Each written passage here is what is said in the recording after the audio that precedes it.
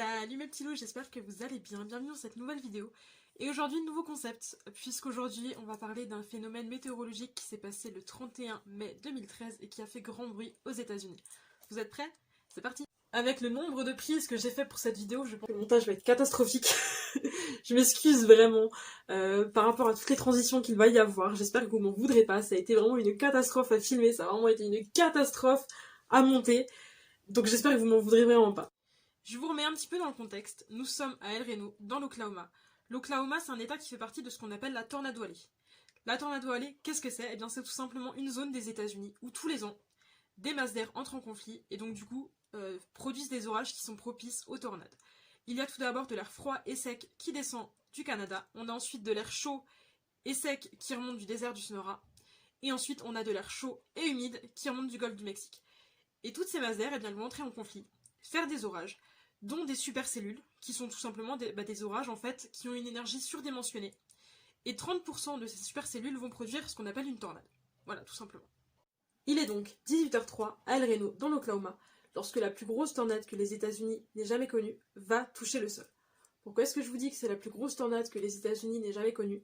Eh bien tout simplement parce qu'en 10 minutes, elle va atteindre un diamètre de 4,2 km. Il faut savoir que c'est du jamais vu aux États-Unis. Et en 40 minutes, elle va parcourir 26 km pour atteindre les portes d'Oklahoma City. Elle a fait une pointe de vitesse qui a été évaluée à 87,5 km/h, ce qui est très très rapide, parce que clairement si on se retrouve sur sa route, on ne peut pas y échapper. Voilà, tout simplement. Elle a été classée EF5 sur l'échelle de Fujita, que je vais essayer de vous mettre juste là. Cette tornade, elle est historique pour plusieurs choses. La première, comme je vous l'ai dit, c'est sa taille. C'est clairement du jamais vu aux États-Unis. C'est une tornade qui est historique aussi parce qu'elle avait plusieurs vortex. Je m'explique. Une tornade, c'est un vortex. Un vortex qui va se déplacer avec sa supercellule orageuse et qui va mourir au bout d'un moment. Cette tornade-ci, avec sa supercellule orageuse, eh bien, il va y avoir un vortex principal et plusieurs petits vortex autour qui vont tourner. Sachant que c'était une tornade où il y avait un petit peu de pluie, donc forcément, quand elle disparaît derrière le nuage de pluie, ben on la voit plus. En 40 minutes, cette tornade aura donc fait 26 km. 26 km avec son vortex principal et ses plusieurs petits vortex qui tournent autour. Il faut savoir que cette tornade a fait plus de 100 blessés et a tué 9 personnes, dont Tim Samaras, son fils Paul, et leur coéquipier Carl Jung. Pourquoi est-ce que je vous parle de ces personnes? Eh bien tout simplement parce que Tim Samaras est un scientifique reconnu en météorologie, c'est aussi un super chasseur des tornades. Il a 20 ans d'expérience dans ce domaine-là, et c'est le fondateur du projet Twistex. Twistex, c'est quoi? Eh bien c'est tout simplement un projet scientifique qui avait pour but en fait d'étudier les tornades, ni plus ni moins que ça. Tim Samaras, il avait mis au point une balise en fait que les chasseurs allaient tout simplement mettre sur la trajectoire présumée d'une tornade et qui allait enregistrer plusieurs petites données telles que le taux d'humidité, la vitesse des vents, qui avait pour but du coup d'étudier ces données après et de pouvoir un petit peu mieux comprendre, un petit peu mieux connaître les tornades tout simplement. On connaît encore très très mal les tornades et du coup le projet Twistex a énormément servi. On sait assez peu de choses en fait sur les tornades, tout simplement parce que c'est un phénomène météorologique qui est totalement imprévisible.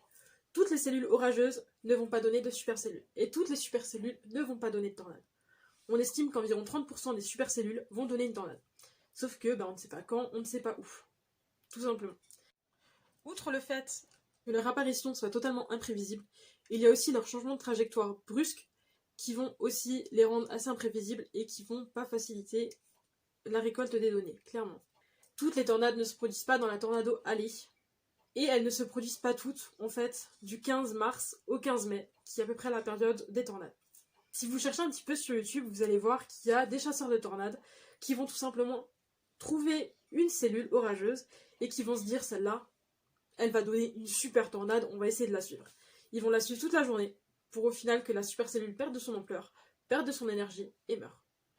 Tout simplement. Alors qu'il y a des supercellules qu'on n'attendait pas. Il y a des supercellules qu'on ne voyait pas arriver et qui vont donner des super tornades, clairement. Donc en fait, c'est un peu comme si vous jouiez au loto, tout simplement. Tim Samaras était un homme assez prudent, puisque quand il allait en chasse à la tornade avec ses coéquipiers, avec son équipe, ils allaient forcément observer les orages, observer les tornades, et lorsque lui disait qu'il fallait s'en aller parce que, par exemple, il y avait trop de grêle, ou la tornade se rapprochait trop rapidement, ou ça présentait un quelconque risque, eh bien, les autres ne cherchaient pas à comprendre, ils montaient dans la voiture et ils s'en allaient, tout simplement. De 2007 à 2012, Tim Samaras avait une émission sur Discovery Channel qui s'appelait Storm Chaser. Storm Chaser. Prononcez-le comme vous voulez. Et en fait, c'était tout simplement une série documentaire qui suivait en fait les chasseurs de tornades dans leur quotidien. On suppose que ce jour-là, Tim Samaras s'est fait avoir par le changement brutal de la trajectoire de la tornade, et il s'est fait avoir entre autres par un des multivortex qui aurait projeté sa voiture à plusieurs mètres de haut et l'aurait rejeté en fait plusieurs dizaines de mètres plus loin. Sachant que du coup dans sa voiture, eh bien, il y avait Tim Samaras, son fils de 24 ans, et Carl Jung qui avait 45 ans. Je vous laisse juste ici en fait l'état de sa voiture avant et l'état de sa voiture après, parce qu'en fait on comprend à ce moment-là qu'il a vraiment pas eu de chance et que malheureusement dans des circonstances comme ça il n'aurait pas pu s'en sortir. Cette tornade va mourir à 18h43 aux portes d'Oklahoma City. J'ai envie de dire heureusement, parce que Oklahoma City étant une ville assez peuplée, cette tornade aurait fait encore plus de blessés et peut-être plus de morts aussi.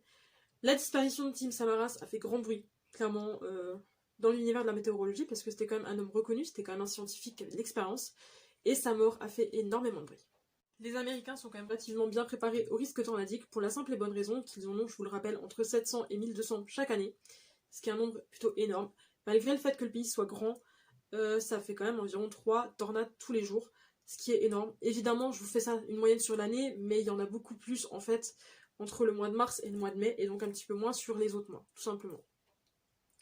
Ce que vous voyez parfois dans les films catastrophes, c'est que dès qu'il y a une alerte à la tornade, les Américains vont courir se mettre dans leur cave. Il faut savoir que c'est pas forcément de la science-fiction, c'est pas forcément du cinéma, ça existe vraiment. Tout simplement parce que les Américains en fait sont conscients des risques et que ces caves-là en fait sont sous les fondations de la maison, donc ils vont moins subir en fait les dégâts physiques que la tornade va infliger. Il faut savoir que quand une tornade passe en fait à proximité d'une maison, elle va en fait tout arracher. Clairement, selon la taille, les plus grosses en fait vont arracher le toit, vont arracher les fenêtres, vont bouger les meubles. Ça va être clairement un champ de bataille en fait, clairement. Si maintenant vous regardez sur Google un petit peu les images, les vidéos, etc., vous vous rendrez vite compte que quand une grosse tornade passe, vous avez par exemple votre cuisine qui va finir chez le voisin parce que ça se sera fait emporter en fait tout simplement. Et donc beaucoup d'Américains vont perdre à peu près tout ce qu'ils ont. Et la seule chose en fait qu'ils peuvent protéger, c'est leur vie. Et du coup ils vont aller se mettre dans les caves prévues à cet effet. Les chasseurs de tornades, quand ils voient une tornade toucher le sol, ils vont tout simplement appeler les chaînes d'infos ou les chaînes météo. Ou alors même tout simplement, pourquoi pas, la police pour dire il y a une tornade qui s'est posée à tel endroit. Voilà. Donc les chaînes météo, les chaînes d'infos vont relayer un petit peu toutes les infos, avec notamment sur les téléphones ce qu'on appelle le tornado warning, qui est tout simplement fait un SMS envoyé à toutes les personnes qui sont sur le réseau américain dans cette zone, et qui va dire attention, une tornade a touché le sol, mettez-vous à l'abri. Il va aussi y avoir des sirènes qui va retentir et qui va prévenir les Américains qu'il faut se mettre à l'abri. Les chaînes d'infos vont aussi bien évidemment relayer ces informations. Et clairement, toutes les personnes vont essayer de se mettre à l'abri au maximum. Il faut savoir que plusieurs villes ont comme ça en fait des lieux, entre guillemets, sécurisés, où les personnes qui se retrouvent un petit peu au milieu de nulle part vont pouvoir aller se mettre à l'abri là-bas. Il faut savoir que ce qui est dangereux avec la tornade, ce n'est pas juste la tornade en elle-même, ce n'est pas juste la force des vents, c'est aussi tous les débris qu'elle va avoir emportés avec elle. Pour la simple et bonne raison que ces débris, quand ils vont être rejetés à une énorme vitesse, et que du coup une simple feuille de papier, la vitesse à laquelle elle va arriver, elle est capable de vous décapiter. Et c'est juste une feuille de papier en fait. Je crois que c'est ça en fait qui fait flipper. Et du coup, ces débris vont être tout aussi dangereux que la tornade en elle-même. Si maintenant il y a une tornade qui se rapproche et que vous êtes en voiture, ne restez pas en fait dans votre voiture, puisque malheureusement la tornade va vous prendre, va vous projeter en l'air et va vous jeter en fait plus loin. Donc le mieux à faire, c'est maintenant, si vous êtes face à une tornade, que vous ne pouvez pas l'esquiver, que vous ne pouvez pas l'éviter, le mieux c'est de sortir de votre voiture et de courir le plus loin possible, de vous mettre à terre, littéralement à terre, le plus proche possible de la terre. Si vous êtes dans un fossé, c'est encore mieux, clairement. Mais voilà, il faut vraiment se mettre au sol pour essayer en fait de disparaître dans le sol, parce que comme ça la tornade, elle pourra moins en fait vous prendre, elle pourra moins avoir d'emprise sur vous et moins vous projeter en l'air que si maintenant vous êtes debout en fait. Si vous êtes debout, vous partez. Si vous êtes sur le sol, la tornade va tout simplement avoir moins de prise sur vous. Si la vidéo vous a plu, comme d'habitude, n'hésitez pas à la liker, n'hésitez pas à vous abonner à ma chaîne et mes réseaux.